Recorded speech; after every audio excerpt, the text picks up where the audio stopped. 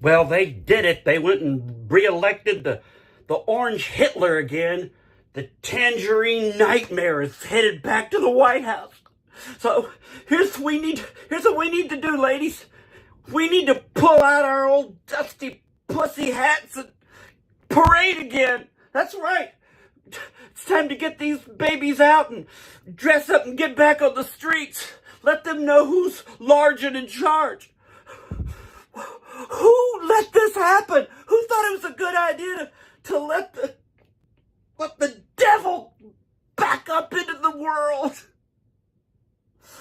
We need to get out our costumes, our outfits, all the things they said were just nasty. Look at all those nasty people. That's right, because we're fighting the nasty people on the right. All you nuts that are trying to take away personal rights and women's rights, and taking away the rights of children, and taking away the rights of people that want to live safely without guns shoved in their face everywhere they go. So it is time to put these back on and put ourselves back on the street and back where we belong, fighting the people that are trying to kill us. Why do these weirdos... I don't know how these freaks of nature got together enough to elect Donald Trump. How did that happen? I was listening to CNN and MSNBC, and they were all telling us we were winning. They were telling us Kamala was going to be the next president. No. Did they lie to us, or did they cheat? I'm pretty sure they cheated. So put the pussy hat back on and show them how tough a pussy can be. You want to keep more of the money you earn? I'm afraid that's very selfish. We shall want to tax that away. You want to own shares in your firm? We can't have that. The state has to own your firm. You want to choose where to send your children to school?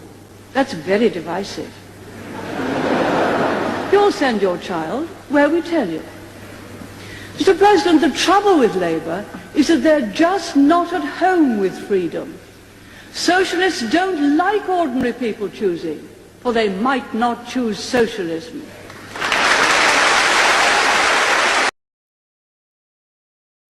What happens when the other side has repeatedly and abundantly made clear they are not interested in playing by the rules? It's a problem. And when that happens, we fight for what we believe in. There are going to be times, potentially, when one side tries to stack the deck and lock in a permanent grip on power.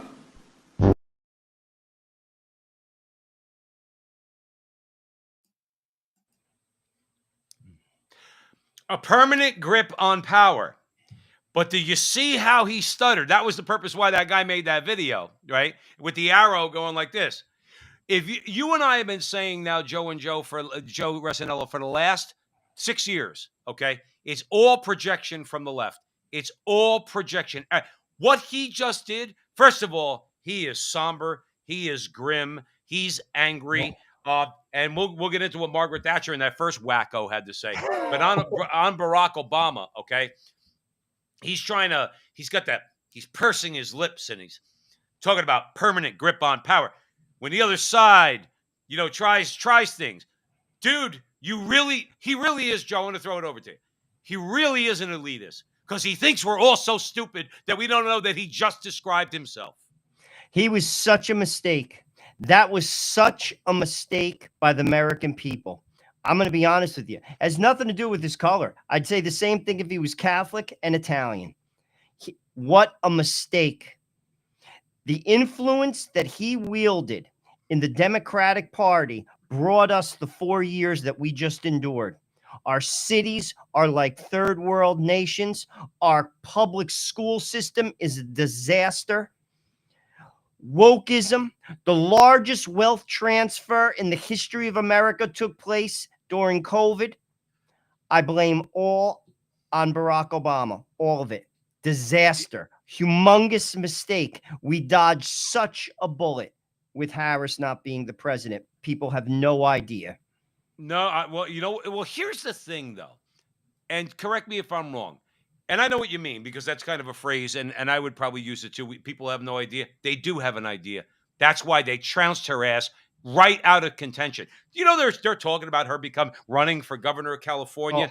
Dudess. I guess if you're talking to Kamala, it's Dudess. Dudette or Dudess, whatever you want to be called. You ain't winning California because they rejected you the first time when you tried to run in the Democrat primary. And by the way, all of you joining us out there at the front line with Joe and Joe, please like, subscribe, share, do all that fun stuff. We're over Rumble, Facebook, YouTube, X. Please share on X. Help us out there. But yeah, Obama's just a cheesed off ex-president. But he's not an ex-president. See, this is where it gets a little sticky, Joe Resinello. He's not an ex-president, even though technically, okay, if you wanted to say de jure, he is an ex-president, but de facto, he was president for the last 4 years.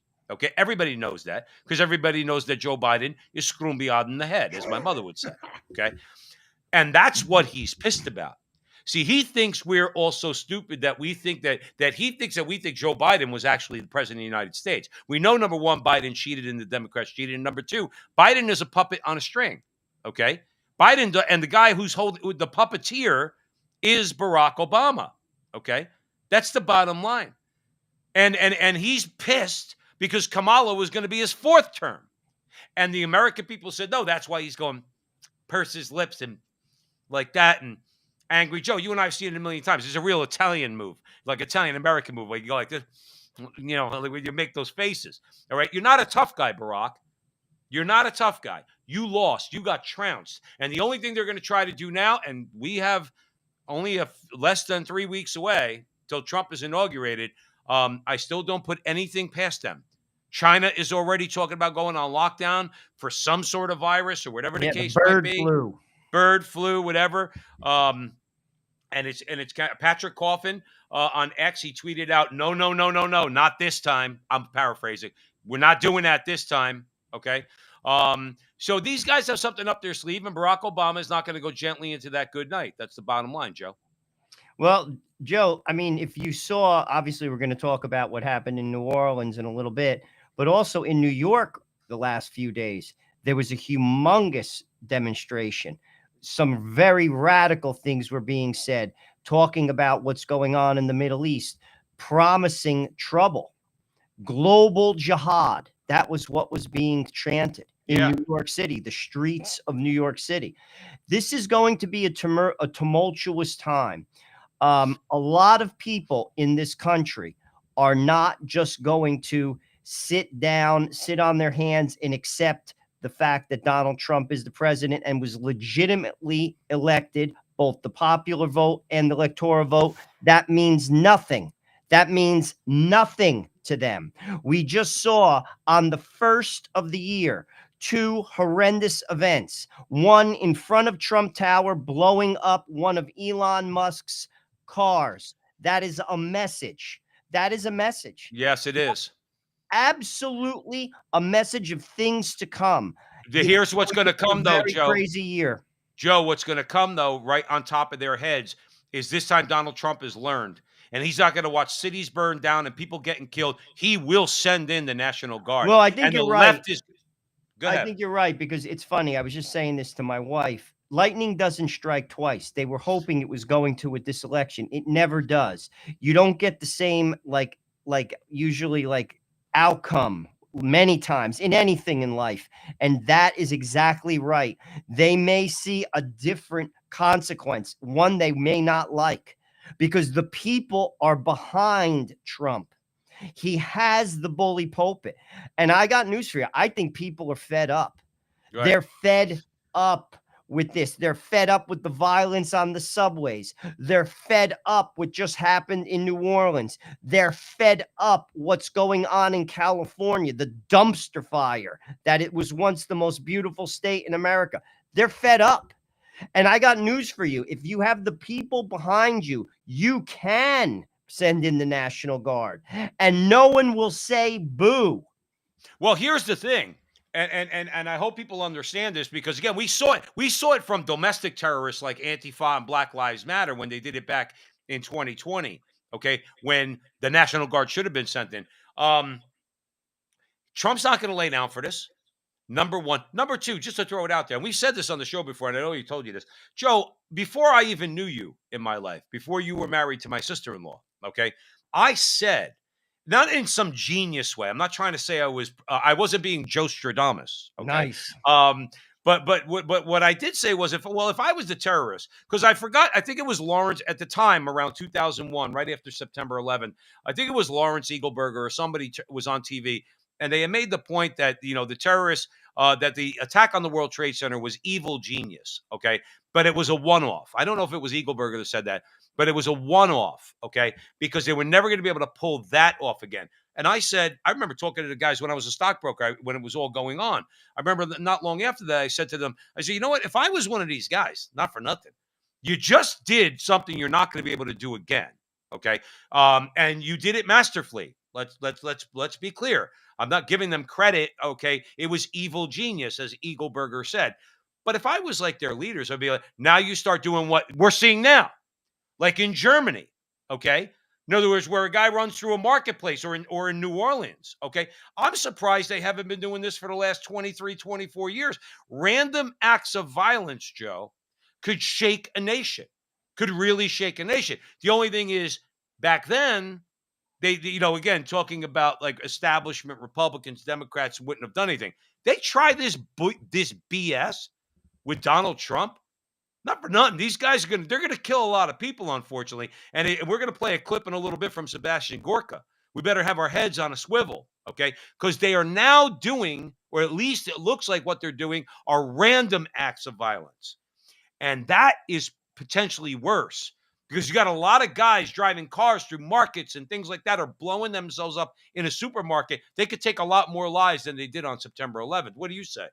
Absolutely. Listen, if you want to hurt people, you absolutely can, especially if you want to disregard your own life, like that guy in Vegas. He shot himself in the head before the car blew up.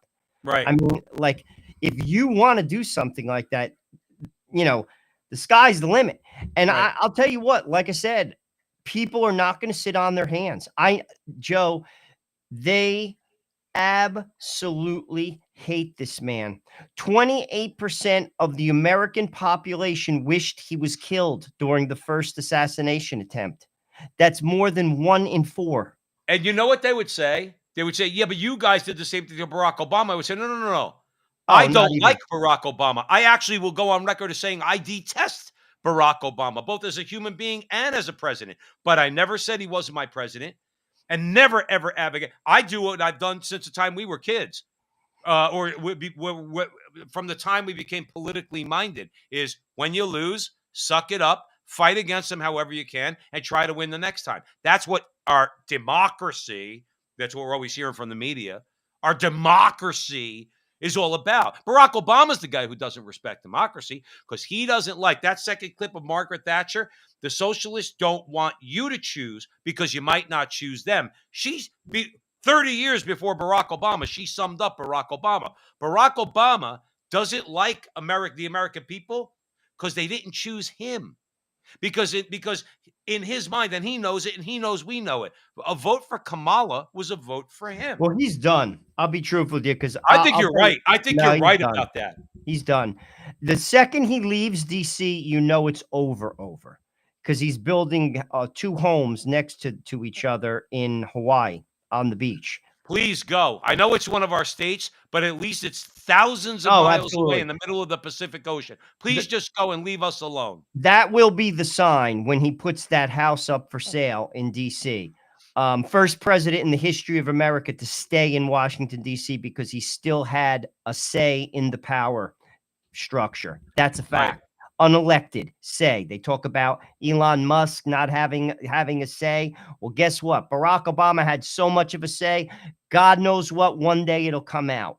But when he does leave, it's over. But I'll tell you what, I do think Trump is going to have a successful presidency. I do. I've heard this, and I think I agree with it. I actually think he's going to win the midterms because I'll tell you what, the Democrats haven't learned from this They're law. doubling down, They're- Joe. and it's a loser. It's a and it's if- a listen for everybody watching. Look, I don't know if you're seeing it the right way. It's a loser. Loser. It's a loser because they're going to stay with the woke. They're going to stay with abortion up to the moment of birth, whether a person's pro-choice or not, which is not my point. But most Americans, 80% of Americans, are not for that. They'll stick with that. They'll stick with giving all sorts of money to Harvard and Yale and keeping the Department of Education. Most of the American people are loving Trump's agenda. They can't wait for it to be enacted. Well, I'll tell you that would be the straw that breaks the camel's back.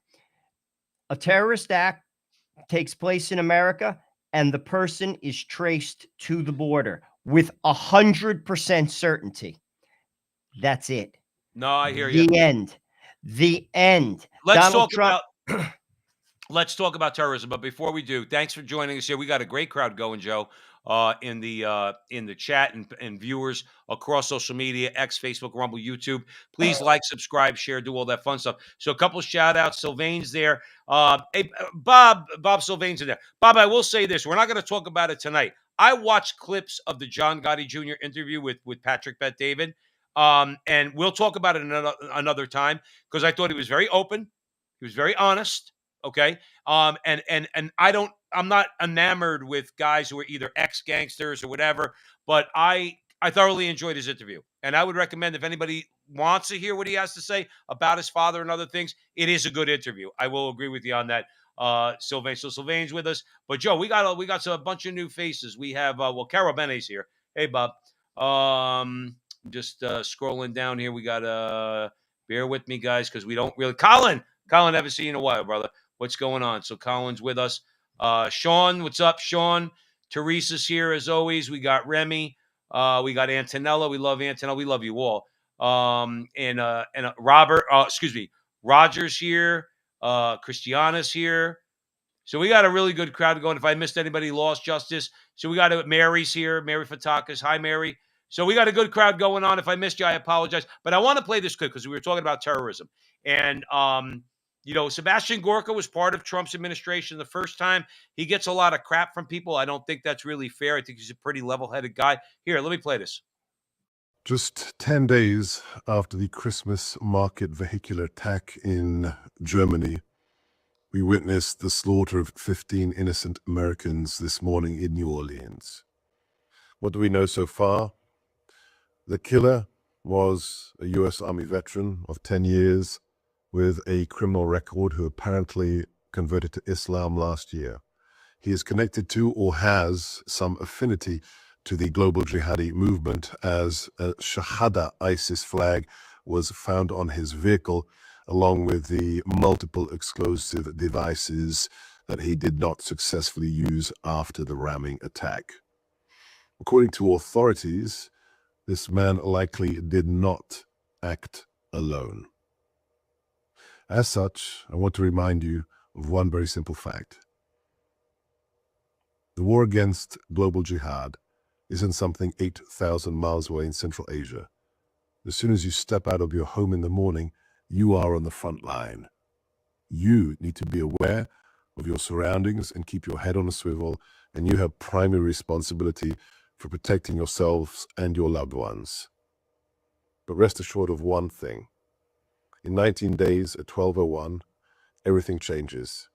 When President Trump takes the oath of office for the second time, when he brings in his new national security team under former Green Beret Mike Waltz as national security advisor, we will have one priority above every other means and every other goal of U.S. government. And that. And you want to know something? It comes a time, and I'm going to throw it right over to you. And by the way, you're joining us here at the front line with Joe and Joe. Stick around because Joe and I are going to have a meaty conversation about Kevin O'Leary and what he's got to say. So you want to talk about, and I want to, Joe, by the way, I want to take the whole Canada thing seriously, and we're going to get to that. I know you and I do. I think it's a great idea what he's pitching, but we'll get to it. I think it's a fantastic idea. But let's say on Gorka. Joe, we've said this before, okay? And this is not a slight against any non-Catholic people out there. The Catholic Church gave the world a template for fighting Islam. Okay. And remember, for 400 years, Joe, for 400 years, okay, the Catholic Europe, Christendom, as it was called, okay, the only time that they actually got aggressive, and it wasn't even aggressive, against the Muslims was in 732 at the Battle of Tours, where Charles Martel beat them back into Spain, and that's where they stayed for centuries, okay? But up till that point, Islam, the Muslim forces, overtook 2/3 of Christendom. 2/3. So basically, they got Alexandria, they got Jerusalem, they had Constantinople, they took over the Persian Empire, they took over Persia, and they ransacked the whole thing. And the Catholic Church showed restraint and patience, okay? But then they showed that when the time comes, you must fight.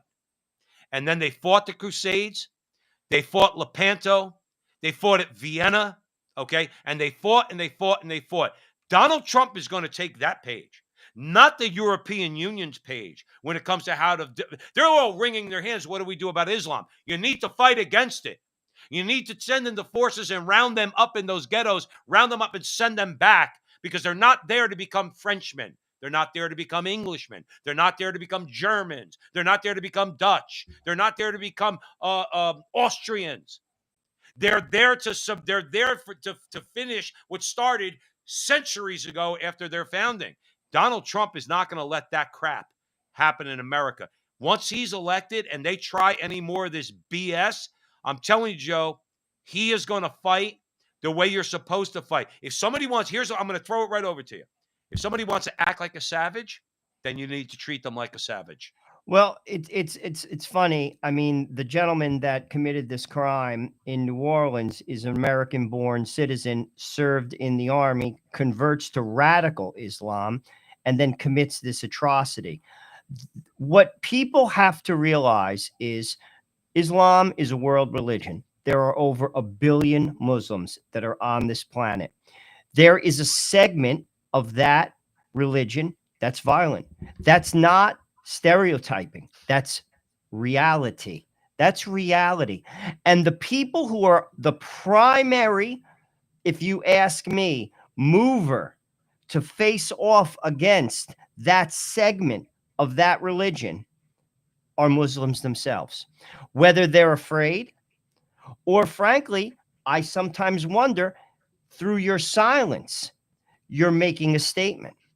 They should be in the streets. And in some cases, they are. Just like with Catholics. Like, if a Catholic does something wrong, listen, Joe Biden's a baptized Catholic. I had a lot of things to say about Joe Biden. I would say them. Because if someone does something right, Joe Biden was for radical abortion. Joe Biden was for same-sex marriage. The Catholic Church doesn't believe in those things. They absolutely don't. I absolutely was outspoken about that. Joe Biden is Catholic. I'm just being consistent. Right. So what I'm saying is the primary mover of the violent segment of Islam, and it exists. Talk to someone in the Sudan right now. Talk to people in Nigeria right now. Right. This is going on right now. Right now. Yes. So my point is, it's the Muslims have to make those statements. The ones that are not for that. And the large majority of them are not. They're not, Joe, but here's the problem. You said that there's 1 billion Muslims in the world. So let's say that segment is about 10%. Joe, that's 100 million people. No, that's my point. And here's the thing. I'll be honest with you. Certain countries, like Yemen, like the Sudan, you can't migrate. Because here's the thing. You have to clean your own house. Right. I can't trust you coming from that country because known terrorist cells are there. They're slaughtering Christians in the Sudan. They're slaughtering Christians in Nigeria. Right. You have to clean up your own house, and you have to be outspoken. You have to be. And I'm telling you, that's where it changes. When their own turn on those who are violent. Well, the problem is those who are violent, their biggest victim are other Muslims. The largest group of people they kill are other Muslims because they don't allow for any dissent. That's why people in the Muslim, there's many people that you and I respect tremendously. People like E. Michael Jones, who has Muslim friends, who says these people, these people, like they're not represented by these jihadis and or anything else. No, absolutely not. There are people. There are fundamental disagreements that we have with them, but there are people of goodwill, many Muslims of goodwill, who don't like a lot of this, who would agree with us that Islam has been aggressive from its founding. Okay, they agree with us, and there's a lot of things I could agree with them on that they have beefs about. When America tries to export their quote unquote American values in the form of homosexuality and abortion to Muslim nations, yeah, now I know. Yeah, I would, if I was living in one of those countries, I would say, I don't like it as an American citizen that they try to impose that stuff on us and our kids. Imagine, like, if I'm a Muslim and I'm living in another country and part of the federal United States aid package that goes there is contingent upon them loosening up abortion restrictions or accepting gay marriage or whatever. I agree with them on a lot of things, but at the end of the day, the savages are running they are calling the shots in the Muslim world. Not if you want to call them moderates, I don't know what name to give them. Not the people of goodwill. The people of goodwill have no problem doing all the things that they set out to do. Okay, and I mean, and it's not. I don't think it's surprising, but if they try that here, once Trump is elected, Joe, I think all bets are off. They're not going to get a placating federal government that's going to start like wringing their hands. They're going to start. There's going to be a lot of pushback. There's going to be. I'm going to give you a final word on that one, Joe. Well, all I would say is countries, just like there are certain countries that we don't on OFAC lists, we can't do business with. The Sudan. We don't do business with Russia. We don't do business with like known countries that are terrorists. We'd have terrorist cells. We don't do business with them. If your country is exporting terror, you can't migrate into the United States of America until you clean it up. The people have to clean it up. Like in Iran, they're good people in Iran, but your country is run by gangsters. And you have to clean that up. And that's not our job. That's your job. Because here's the deal. When enough people rise up against the small few that rule them, the party is over. They have to clean it up in those countries. They have to say enough is enough. And then listen, if you want to migrate, fine. But to your point, when you go to another country, my grandparents came from Italy, but they became American. I'm an American. Right. You have to have the idea. You can hold on to your culture, but you have to become a citizen. If you're not willing to do that, then you should not go to that country. That's what I'm saying. If you really hate America, then why do you want to come here? Well, they want the benefits. You see, that's of course they do. You know, and that's where you can't have it both ways. That's anybody. If you come here, like for instance, if my family migrated to Canada for business, say for instance, I got a job in Toronto, I'm Canadian. My children are. I am living in that country, and I'm benefiting from that country. Therefore, I should have to become a citizen. That's the way it works. And if you're not willing to do that, whether you're Muslim, whether you're Jewish, whether you're Spanish, whether you're Asian, whether you're Indian, then we have a right to say you don't come. No, right. Because this is America. And it's not a bad word to be an American. It's not a bad word to say, you know, they try to label it like nationalist. What's wrong with loving your country? What's wrong with wanting to have a culture? There's nothing wrong with that. Joe, there's nothing wrong with that at all. I do want to answer, though, and we're not going to get all into the weeds because we want to move on at some point. We want to get to Kevin O'Leary and what he had to say about Canada. I want to just mention something to Northern Hillbilly, who's in the chat room. Listen, Joe and I have been critical of Israel. Joe and I have been critical of some of the things that, let's say, you could identify if you want to criticize certain Jews, let's say, but as a group. We're open and honest about it. We've interviewed E. Michael Jones, Northern Hillbilly. Have you? Okay. So my point is this. We're not pointing out, this is not a conversation about Gaza. That's another conversation, and a legitimate one. It's not a conversation about the things that Israel does that cheese people off. That's a legitimate conversation. We're not talking about that. What we are talking about is a political system. And I don't believe Islam is a religion. I never have. I never will say it is. And I know people who are Muslim. Islam is a political system that was founded in the 600s AD, and immediately took over many parts of the known world at that time. And they've been looking to take over Europe ever since. That's what we're talking about in this conversation. There's time to talk about those other things, but in this conversation, we're pointing out that the Muslims in general have always wanted to take over Europe, and that's a demonstrable historical fact.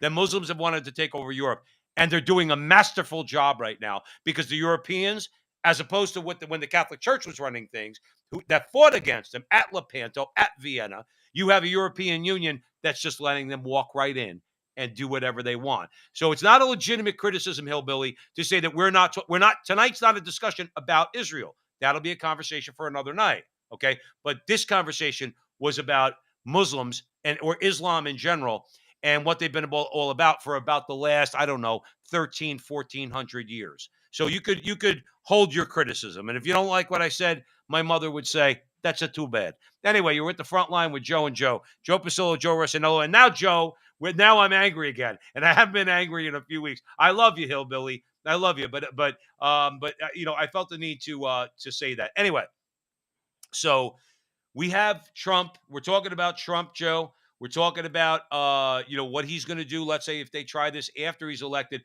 But what can we expect from the first 100 days? I don't know. Let's see.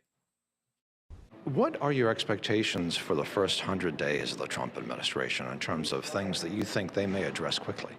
Well, I've talked to the president myself, and I've told him I feel like he has about 6 months to implement the mandate that he's been given. We've all been given a clear mandate in this election with the popular vote, with majorities in both chambers, and that's to end the nonsense that the Democrats have been propagating, the Green New Deal stuff, the DEI that's permeated everything, and I think also DOGE. I think that's going to be a great committee, a great aspect to bring to Congress, but the DOGE recommendations are like the Constitution.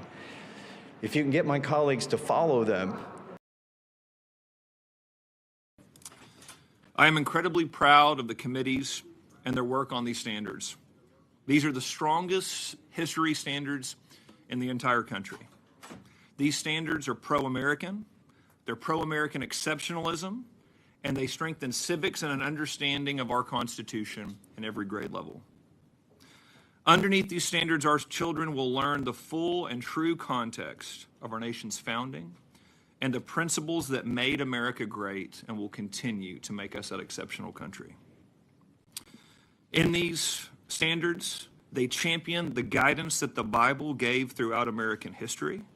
As we rolled out our Bible initiatives earlier in the year, this strengthens them by providing over 50 references to the Bible and Christianity.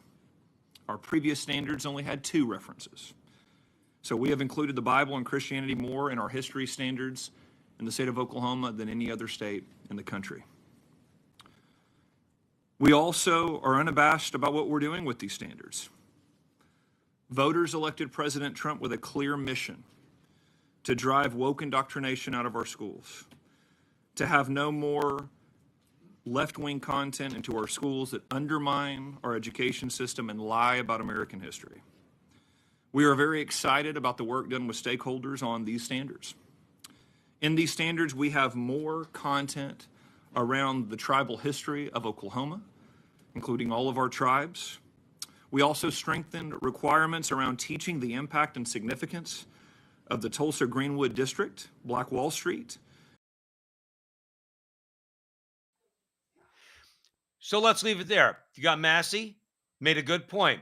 The agenda, the MAGA agenda, the Trump agenda is only as good. It's as good as the Constitution. It'll be great if you just follow it. And then, Oklahoma is asserting, at long last, we have a state that's asserting, to the left, no, we're teaching the Bible. It's an historical work. It's an historical work, even if you don't believe in it. It's an historical work, was the foundation of empires, okay, basically, and many of the principles that are biblical are infused in our republic, in our constitution, in our founding documents, in the way we're supposed to do things. And they're asserting that, and he says, under the Trump administration, we're going to be able to do that. Why? Because in the first term, Trump did what we asked him to do. He gave us the judges that will give a confidence to a governor like that or a superintendent to push back against the left, to say, no, you don't tell us what to do. We will teach the Bible in our public schools to our kids.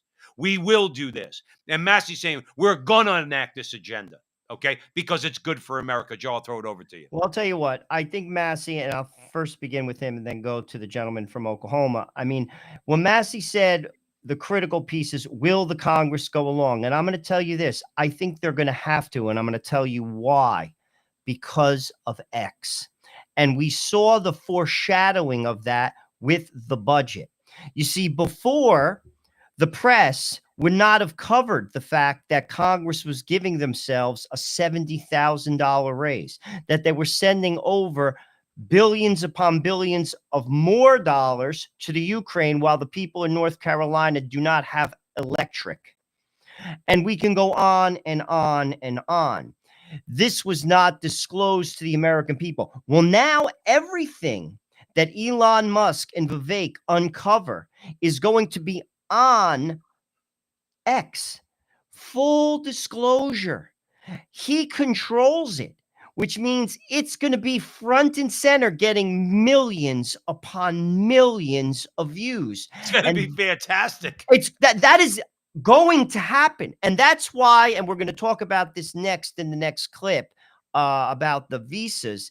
They're trying to drive a wedge between Donald Trump, they're not stupid, and Elon Musk, because they see the danger in that. Right. The danger isn't that he's the richest man in the world. That is a danger, but that's not the primary danger. The primary danger is he is befriended the Trump administration, and all of the uncovered facts, which they are going to find, are going to be front and center. Joe, that is a wrecking ball. A wrecking ball. And that's going to be basically the leverage to these people who want to get elected. Right. They want, like, if you basically put that out there, and their constituents are going to be like, you voted against this? Right. Like, and that is the wrecking ball that this Trump administration has in their back pocket, that no administration ever had, because the press was always bought and sold by the establishment through the advertising, eating out of the same trough. Well, no more. Right. And then you go to what's going on in Oklahoma. What's wrong with putting the Bible, biblical, not necessarily teaching a religion, but putting biblical references in the public school? This is a Judeo-Christian country. We talk about culture. Every single preamble of all 50 states, the first sentence mentions God. This isn't Europe. Europe is a secular democracy. This is not. And they try to label Christian nationalism as if it's something bad. You're the wrong type of Christian if you actually believe what Christianity says, that marriage is between a man and a woman, that you cannot slaughter children in the womb. You're the wrong Christian. You're a bad Christian. You're a Christian nationalist. Well, there's nothing wrong with being a Christian. And this country was founded on Judeo-Christian beliefs. And that's the way it is. And here's the deal. You could stay here. I'm not saying you don't have to be here if you don't believe in Christian. If you're not a Christian, you're not a Catholic. No, you're welcome. But you're not welcome to impose your view on our culture. The American culture is a Christian culture. And if you don't like that, tough.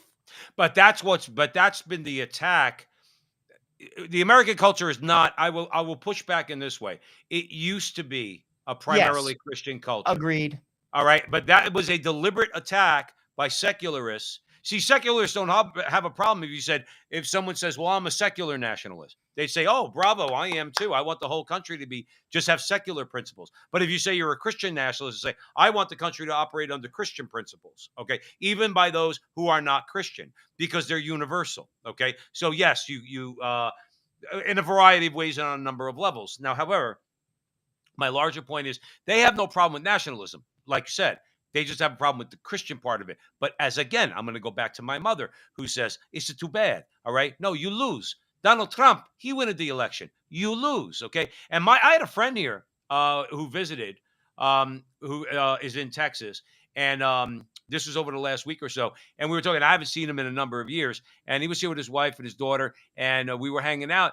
And he started to tell me, he goes, so now this guy is back in the day, he was a self-identified socialist. Okay. I used to argue with him all the time. And so he says to me, so Joey, he said, what do you think? He goes, Trump's got a clear mandate. Clear mandate. He goes, I'm interested to see what happens. You want to know why? Because he's not an ideologue, my friend. He wants to see what's going to happen. He said there's a clear mandate. He didn't say it in a negative way. He wants to see, and we're going to play a clip. We are going to play you one insane clip. Please don't hold it against Joe and I, from Don Lemon, where he says nothing. But we're going to follow that up with something from Stephen A. Smith before we get to Kevin O'Leary. But my point is, Joe, we need to infuse our culture and get back to the ABCs. Nobody's forcing you to become a Christian. Nobody's forcing you to become a Catholic. If you want to be an atheist, go right ahead. But this country is going to operate under certain ground rules, certain guardrails. And we're not going to be off the rails. And those guardrails and those ground rules are going to be inspired by the Bible. And if we educate kids in the Bible, okay, as being a foundational document for our nation, guess what? Then, Joe, this is why the left attacks it. Because the Bible teaches you things that the left can't stand. That God is supreme, not man. Just like that reporter said, we don't have the clip. The reporter on MSNBC was like, the Christian nationalists really believe that their rights come from God. Yes, because we honestly know that they don't come from you or Barack Obama or Hillary Clinton or anybody in the government. They come from God. Joe, I'll give you the final word on that. Well, like I said, there's nothing wrong with having a culture, and countries should be proud of their culture. If you're from Spain, be proud that you're a Spaniard. If you're from France, be proud that you're French. You have certain cultural references, certain foods, certain mannerisms. Wonderful. The same should be for parts of the country. If you're from Arkansas, be proud you're from Arkansas, or you're from Maine, or you're from Vermont, or you're from wherever. The point is, there's nothing wrong with that. And you brought up the thing they don't want to happen. Basically, they don't want individuality. They don't want subsidiarity. They want to impose their will. And you saw that in the last 4 years. Yep. You saw that. You cannot dissent. You cannot argue. If you do, you're blackballed. You're thrown out. Well, speaking of dissent and argument, let's keep the conversation going, and we're going to move forward because we do want to get to Kevin O'Leary because we want to talk about Canada. But now I apologize ahead of time. I'm going to play back-to-back clips. One guy making no sense whatsoever, and the other guy seemingly making a lot of sense. You be the judge. Finding out, you dumb fucking idiots. Now you're just figuring this shit out. You're so fucking stupid, and you deserve it. You fucking deserve it because you're so dumb. Jim, it's hypocrisy. So go with me here. Yes, I am gloating over your stupidity and how you were taken. I'm cackling in Kamala, says in Shanta. You have been co-opted because you're in a fucking cult and you don't even realize it because you have stupid MAGA brain and you don't get it. How stupid and dumb are you? And I'm just going to I can't wait to go through this. Okay. So I'm going to read this again. So Krishnan's appointment triggered an anti-Indian backlash on social media, particularly given his past advocacy for increasing green cards and immigration broadly. Oh no, immigration. We can't do the immigration because it's hot in here. The only way for Trump to pull this off is to make the argument that it's all about America. It's all about America. And anything that contributes to America being number one is something that we should support. That has to be his argument. And it gets very, very interesting because now it's a debate. And having that debate, here's where the advantage is. At least in the Trump administration, there appears to be a debate allowed. What has ailed the Democrats? It's not an ideology alone. It's not their feelings alone. It's the fact that if you refuted what they said, if you are a part of their party, cancel culture kicked in. If you were not a part of their party, it was ostracism, and it was ultimately hate mongering and fear mongering that was thrown into the equation. There was no room for a debate. And enough voices weren't being heard. Diversity amongst those voices not being heard. You're black, you're white, you're gay, you're lesbian, you're heterosexual, you're transgender. It don't matter. You still had to have one form of thinking if you fell under their. And Stephen A. is the reason, one of the reasons why a larger percentage of black men in America voted for Donald Trump. Okay. Now I had to torture you with the first clip because Don Lemon has gone completely screw Oh, me he's odd, as crazy, they dude. say. He's off the hook. I don't even know what he was trying to say there. He's just profanity laced.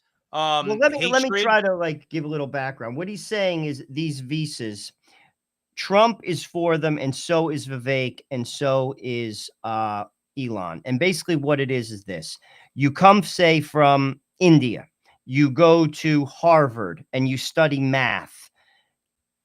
Trump is saying, and Elon Musk and Vivek, that person should get a green card, a visa to stay here because they're going to create a company, most probably, as Elon Musk did, which is going to hire, could potentially thousands upon thousands of people to employ.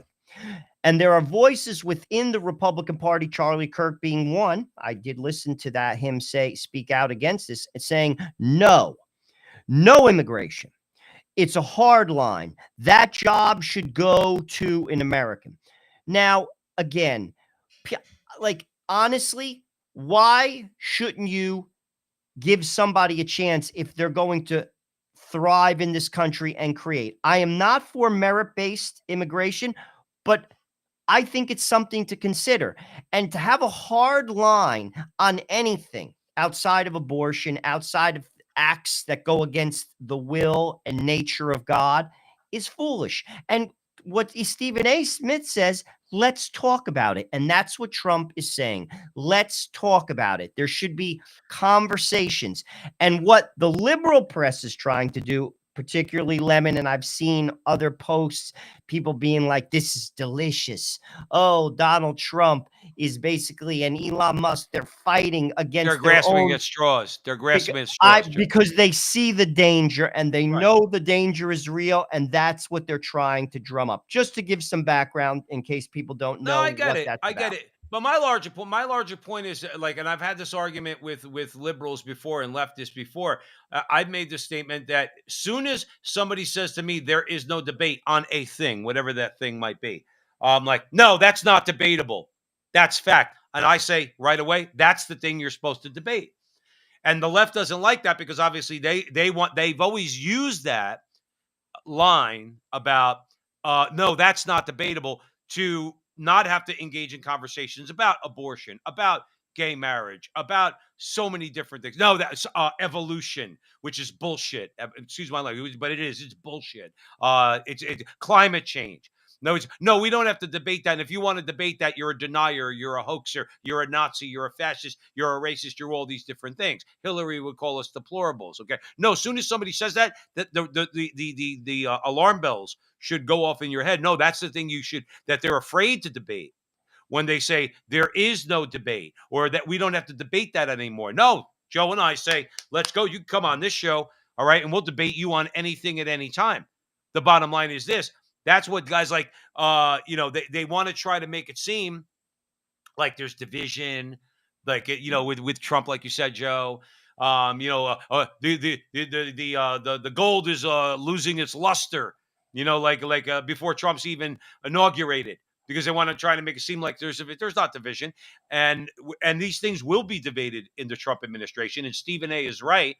Trump will put everything on the table unless you say unless what comes out of your mouth at that table is something completely ridiculous, Trump will hear what you have to say. He's a pragmatist. He's not an ideologue. Okay. I mean, I wish people would get that through their head. And Stephen A is right. That's the reason. That's what turned off a lot of people to Kamala, because he says, at least Trump's going to have the debate. One of the things I hope they have a debate about, I'm being serious, is Canada. But before we go to that clip, Joe, I'll throw it over to you. Listen, at the end of the day, we just let in 12 million people. Many of them, if not most of them, have not been vetted. Our cities cannot handle it. New York, the mayor of New York, listen to the clips. He has spoken out against that. He's not against immigrants. New York is a city of immigrants. We don't have the social services, nor do we have the budget for what Biden's administration did, which if you ask me, was a blatant and absolute act of treason. Yes, treason, because they did it for political gain. And it was an internal domestic act of treason, basically unbelievable what they did. How many migrants died? How many children were trafficked? How many women were raped? As in the migrants, the women themselves. I'm not talking about the Americans. I'm not talking about even the drugs that came through, the cartels that are trafficking people, that are extorting them, putting them into slavery. I can go on and on. They knew it all and they didn't care. Treason. They should be arrested for what they did. Crimes against humanity. There should be Nuremberg trials because of what they did. Horrendous. Now, with all that said, maybe it's time we have to put the brakes on my immigration for a little bit.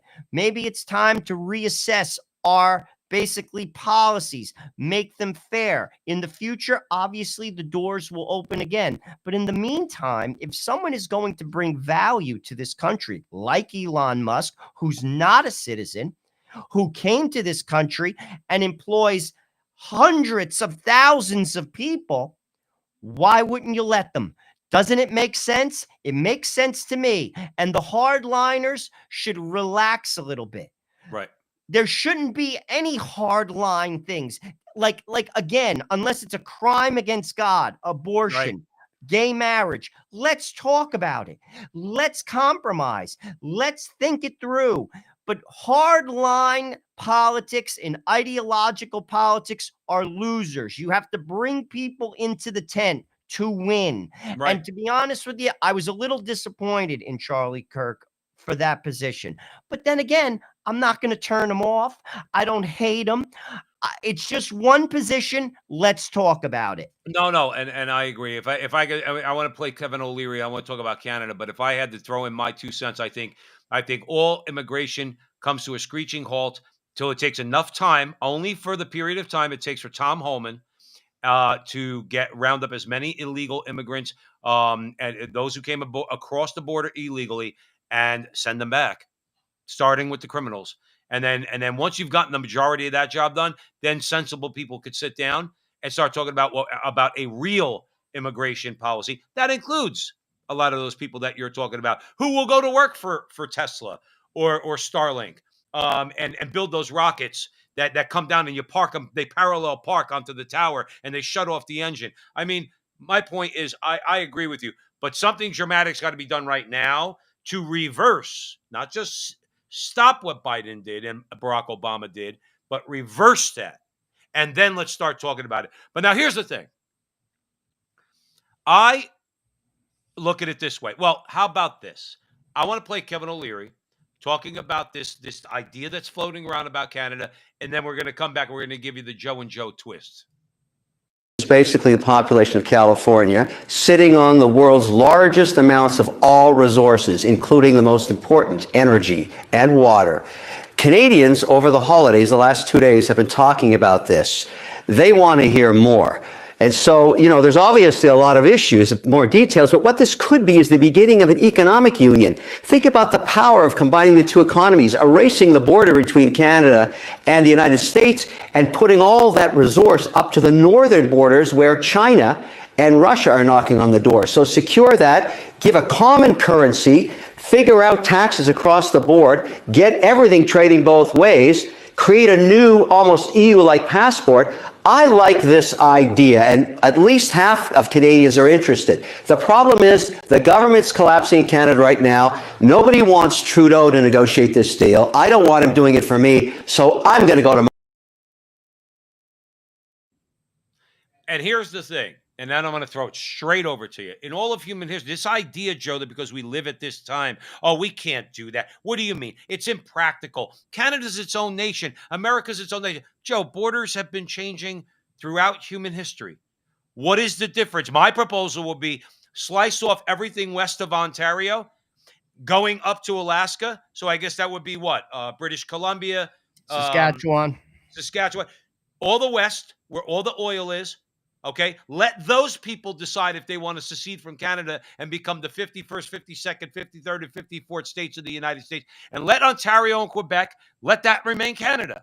And that part of Canada without that oil that Justin Trudeau absolutely hates, but loves the money from, okay, that part of Canada will come around. And you know what they'll want to do? They'll say, we'll do whatever you want, but we're going to become a part of the United States too. My larger point, borders have shifted all throughout history.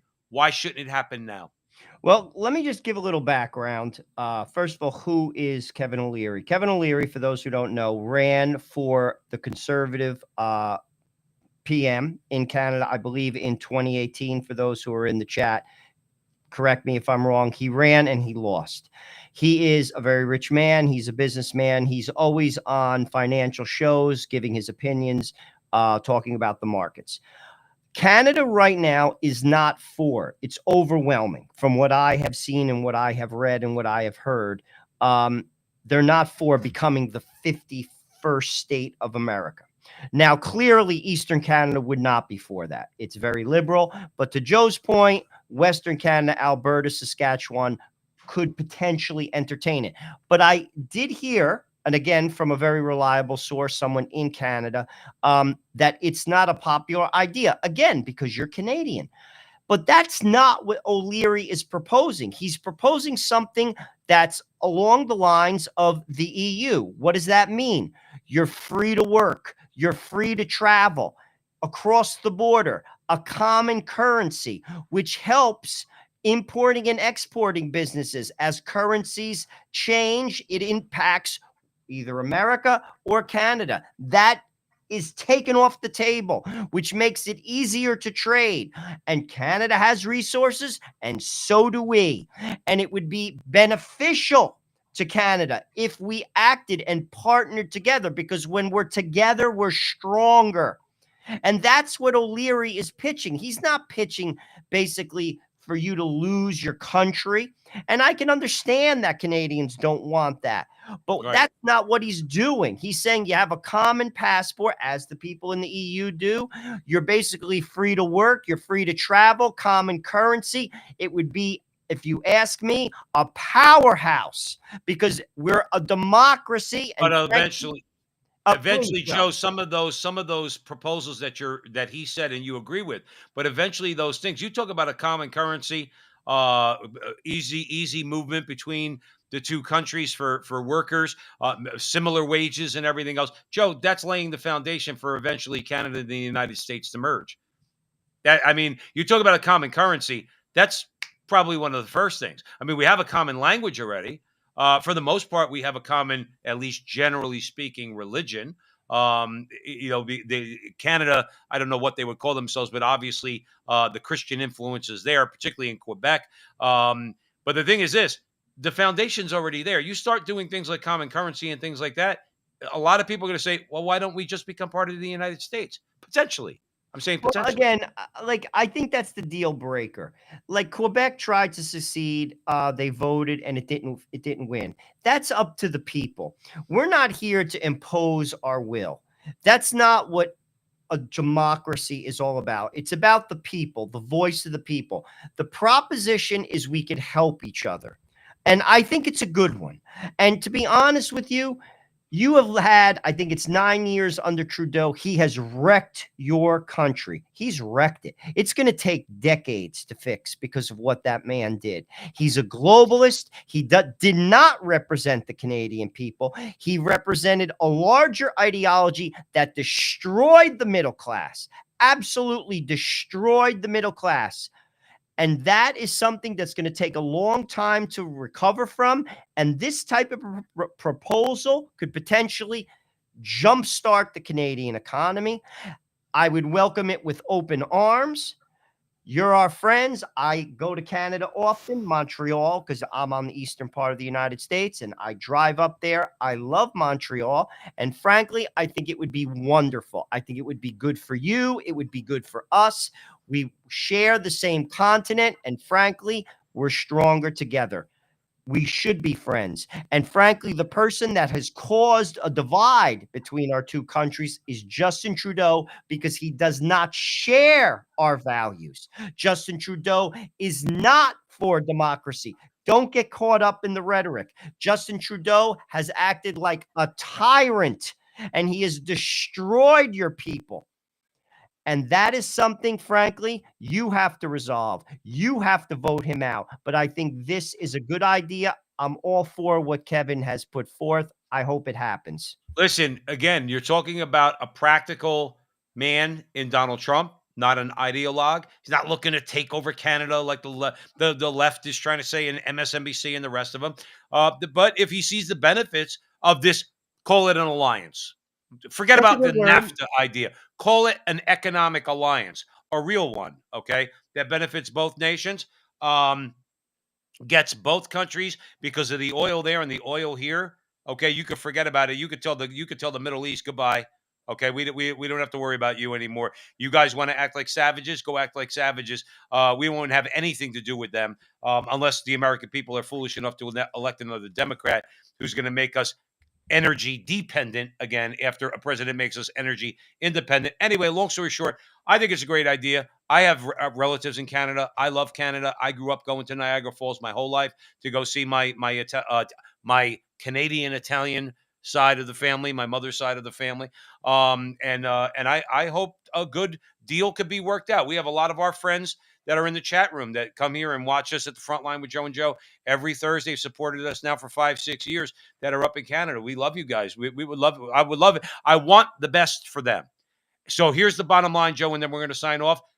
The worst for them is Justin Trudeau. So the best for them would be anything that gets him out of office and gets Canada back on its feet. Anyway, Joe Resinello, great show, great conversation. Want to thank you all out there for joining us at the front line with Joe and Joe. We love you all. Please, wherever you're watching this, X, Rumble, Facebook, YouTube, like, subscribe, share, do all that fun stuff. Help us out. And remember, until next week, Thursday night, 9 o'clock Eastern time, we had a great crowd tonight, and that crowd is going to grow even more. But remember, until the next time, that our conversation is your conversation, and that conversation is